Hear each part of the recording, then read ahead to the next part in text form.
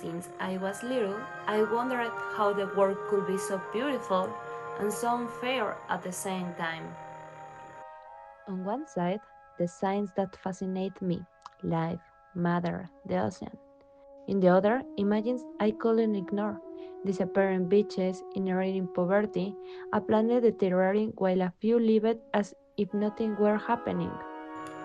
I grew up realizing that the climate change and inequality weren't separate stories, but chapters of the same problem.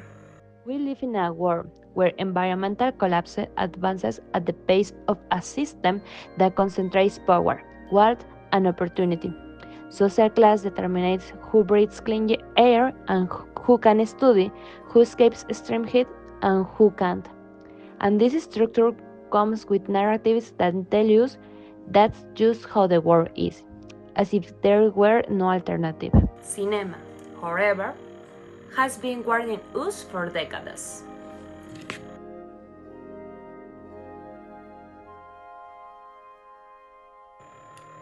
I grew up realizing that the climate change and inequality weren't separate stories, but chapters of the same problem. Don't Look Up portrays a world unable to react to an obvious catastrophe, trapped between media apathy, political inequality, and the illusion of technological control. Wally, on the other hand, takes us centuries later, after we already failed, where a small robot protects the last thing of life on a planet reduced to a waste. In Don't Look Up, the comet isn't a subtle metaphor. It is the climate's collapse turned into stone. What matters is not the disaster itself, but humanity's reaction to it. The elite see an economic opportunity, politicians see a spectacle, the media see viral content, and those trying to solve the world are mocked, cancelled, or ignored. The dystopia isn't the comet, it's the indifference. The film shows how class division defines who gets access to truth and who only receives entertainment. Then comes Wall, which looks innocent, yet delivers a message just as profound. Earth has already lost. Humanity lives in artificial utopia, built by those who always had resources, while abandoned robots clean the mess they left behind.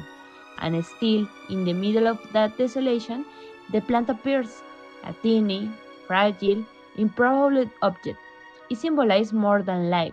It symbolizes the act of caring when no one expects anything to survive. Wally sees in the plant a purpose, a meaning, a possibility. If the comet in Don't Look Up represents the threat we ignore, the plant and Wally represent the choice to create a future when everything seems lost. One destroys, the other persists. One rebels human selfishness, the other rebels our capacity for tenderness. This contrast highlights something essential. Collapse isn't inevitable for physical reasons, but social ones.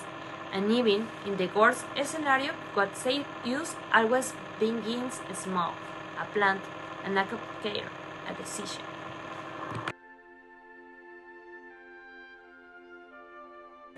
I don't know where the future will be a utopia or dystopia. Maybe we always live somewhere between the two. But I have learned that utopia isn't a destination. It's a path built from personal decision.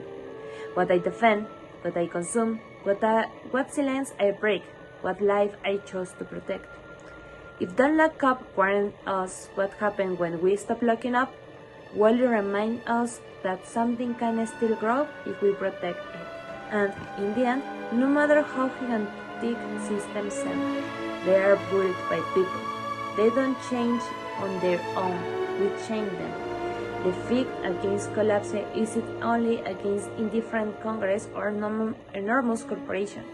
It's also against the apathy and selfishness that can appear within each of us. When one person acts, someone notices. When two act, it becomes an habit.